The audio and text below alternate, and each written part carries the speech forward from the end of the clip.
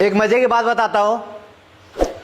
कल मेरे जीजा ने मुझे फोन किया, बोले क्या हाल है केल्विन जी। मैं क्या बढ़िया। बोले एक फोन दिला दो। मैंने बोला 3-4 ले लो।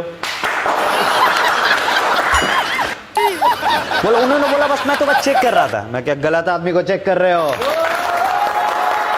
कल मैंने अपने पैसों से बात करी। मैंने पूछा मेरा पीछा कब तक छोड़ेगा। उसने बोला गलती किसने करी।